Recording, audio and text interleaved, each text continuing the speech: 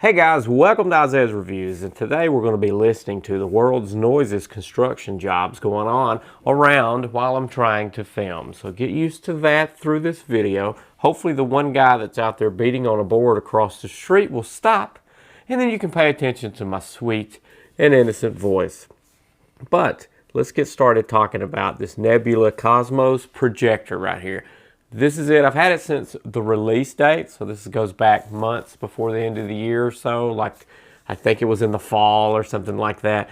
I really wanted to do a video on it. I just didn't spend a lot of time with it like I wanted to, and I was waiting on these updates. I should have known better. Should have just done the review then, because I was looking around on my YouTube channels that I subscribe to and stuff, and I noticed that Unbox Therapy had featured this one and the 4K model.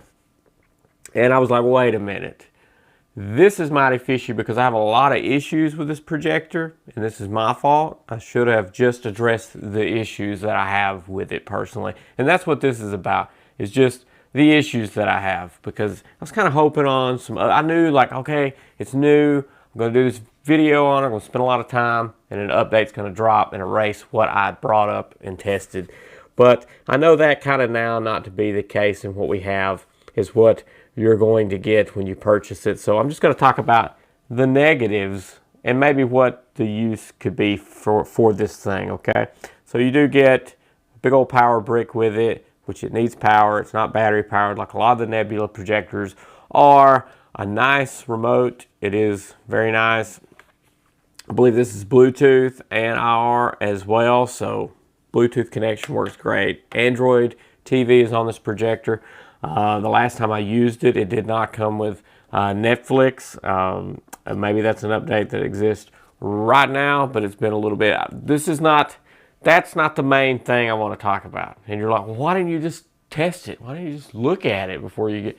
That's not the main thing I want to talk about. The main thing I want to talk about is something that they cannot do anything about through updates or anything. And that is sort of the false advertising that's going on here. I don't understand why they would want to put, I'm on their page right now, and I'm scanning down, and the display, it says the technology is a 0.33 DMD in 1080p DLP. This chipset uses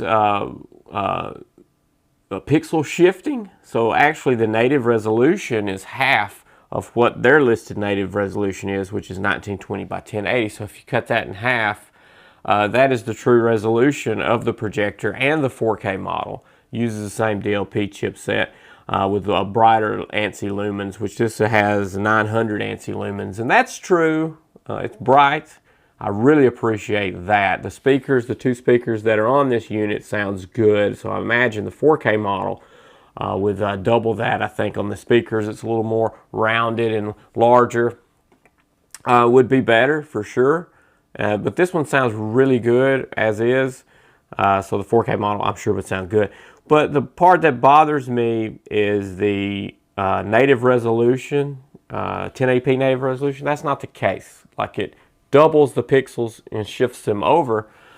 So you can run, I think, a cheaper setup. Like, the profit margins would be greater for them, and plus they could offer this cheaper price, which they do, which I think right now on their site it's like 800 bucks for the price. I know Unbox Therapy had a coupon code that you could use to even get less off than that, and this is LED powered light as well in here, so you'll get 30,000 hours, more than you would ever probably watch on this unit. You get 2 HDMI ports, 2 USB ports, optical port, and then your power DC in is on the back. There's a power button back here as well. So that's the big problem. It took me a lot to dig this up because I want to look at this chipset, because when I first got it and plugged it in, I noticed that the clarity's not there. I already have, to me, one of the best. It's a ViewSonic ultra short throw, true native 1080p projector, and I noticed extremely right away, immediately, the clarity's not there. This is I was expecting the same about lumens. I think mine's more lumens than this one is, but I expected the same amount of sharpness. It wasn't there. Like, whenever you watch cartoons, we'll say I watched Cars, the first Cars Pixar movie. and some other ones on the Android TV, which is great. Android TV is great. And just compare to the projector here and even my TV, a 1080p TV or something like that, just for sharpness, which I did compare that to on the wall. Next to the TV, it's just not there. You lose so much detail, you lose so much reflective light off the cars and the movie cars. There's just so much detail. The colors are off, like Finding Dory and Nemo, Finding Nemo. The fish, the joyous colors that you see in the water and stuff like that is washed and muddied because of this pixel shifting. It just can't handle detail. It's fine, probably okay for like your typical 24 frames per second film that you would watch a theatrical film. That would probably be okay, but even that, you're missing out on a lot of clarity. So for the 1080p model, I would view this one as just an outdoor projector, and that's exactly what we used it for. And I'll leave a link to the projector screen. It's a pain to put together, but it's probably the best outdoor projector screen that you can get. I'll leave a link to that one. I'll leave a link to everything that I'll talk about this unit as well if you want to go check it out for yourself. I'll even try to find that discount code from Unbox Therapy and put that down in the YouTube description for you to use as well, which I'm sure they'll benefit from that. But if you still want to purchase this after this, get the best price you can, and I'll try to find that for you. You can get a 120-inch screen. Yes, you can. It's got enough ANSI lumens to do that. But the major thing is the DLP chip that's in here. If you search that, which I'll leave a link to the specs on this thing, but the 0.33 DMD DLP chip is pixel shifting, and the 4K model is the same, so it's half the actual resolution. So for them to put the native resolution, that kind of bothers me. They need to reword that and change that because it's very misleading. Because I know BenQ, some of the other companies that use the same chip, they actually reference that, and they do a good job of referencing that in the specs. The DLP chip in here does not support Dolby Vision. However, the Cosmos/Cosmos Max does support Dolby Digital Plus, and then it says and Sound Dimension, which is for the Cosmos Max only. So if you're looking for HDR support, you have that, just not the Dolby Vision, which it's kind of popular right now. And also the lag, the gaming lag is ridiculously bad. That's another bad thing. So the pixel shifting is terrible for this, and the game lag is bad. Like I had to email them. I was like, what's up with this lag? Can this be improved through updates? Because of the pixel shifting and the chipset that's in this, it cannot be changed through updates is what I got. And it's something like 100 milliseconds lag, 90 milliseconds of lag, so nothing competitive whatsoever. And I'd be hard pressed to say it'd be difficult to play anything gaming wise with any kind of strategy on this thing. You might could scoop by with some kind of storyline campaign or something like that, but anything that requires hand-eye coordination, you can't do it with this. And also, if you want to know the refresh rate, it's 60 hertz, so you can get 60 frames per second, which is just fine for any kind of movie watching and stuff like that. You're not going to need 120 hertz. The gaming portion of that, you might need the 120 hertz, but I've got 60 hertz on that ultra short throw ViewSonic, which I'll leave a link to, which I recommend. 16 milliseconds of gaming lag on that. I game on that thing all the time. It's superb. My 4K TV, my Sony, which is super nice, high end, is 42 milliseconds of lag in gaming, and that's really not even competitive. Like, that's too much lag for competitive. I kept dying and dying, and I've just recently ventured out into PC gaming with 3 milliseconds on this Dell wide curve monitor, whatever. Most people have 1 milliseconds of lag for competitive gaming, so that kind of gives you an idea that 16 milliseconds isn't in demand, but it's by far not bad, and you can still do some first-person shooters and stuff on 16 milliseconds of lag. Another thing that sucks about this is there's no lens protector on it. I wish it just had a manual thing, that cover that slides over and slides back into place. I'm not sure why that is. It has a scratch resistance lens and stuff like that on it. But to me, this model here is great for outdoor projectors and traveling and stuff like that. I don't know if they make a case for it. It'd be cool if they did. but I'm not sure why they don't include just a lens cover that slides over. It's a great lens on this unit for sure. It's nice LED lights in here. The pixel shifting sucks. The lag sucks. I wish they would have had a lens cover. There's a complaint about the audio lag. So you have Bluetooth on here so you can connect to external speakers, but you have 50 milliseconds of lag.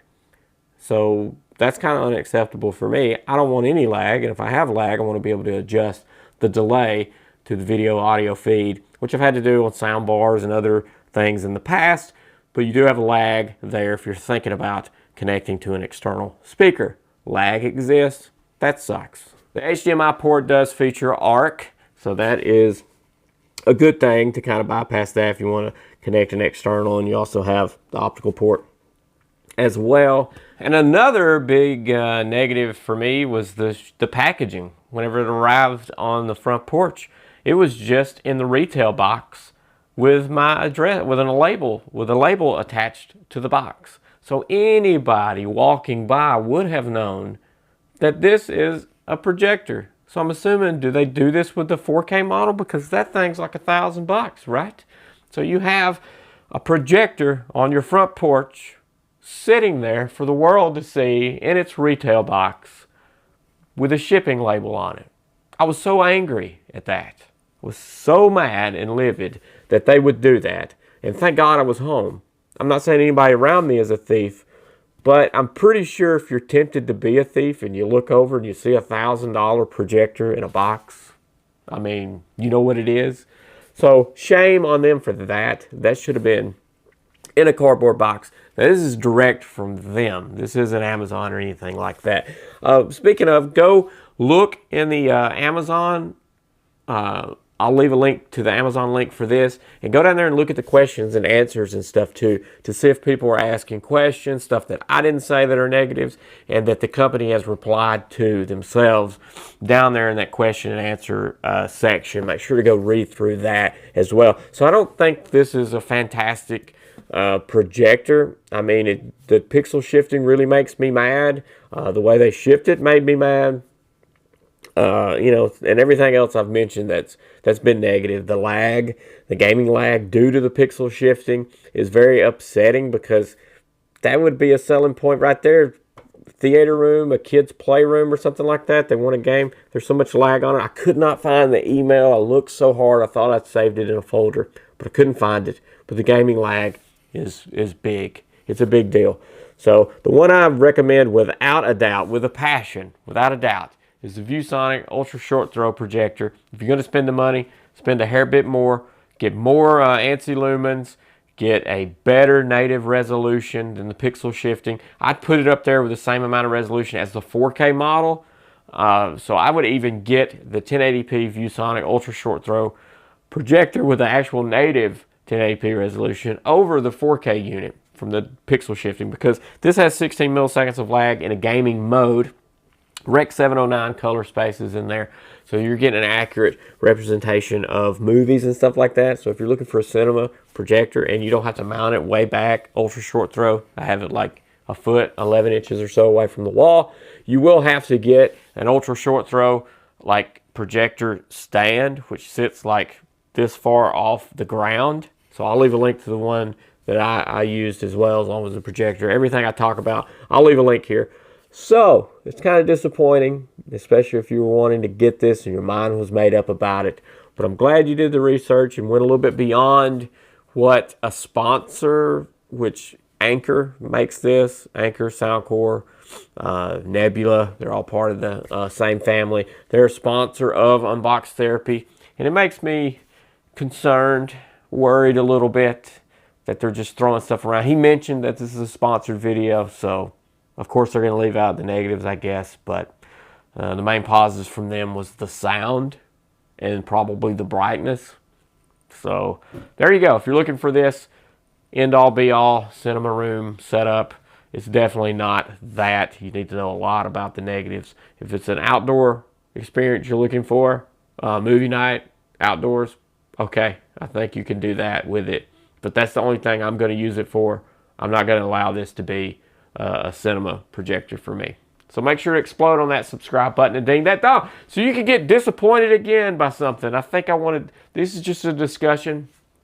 Maybe I could dig up some old pics and stuff I took from this, but this has just been an open discussion about the negatives of this product and to watch yourself out there in the influencer land. You know, I try to be as honest as possible, okay? So, see ya.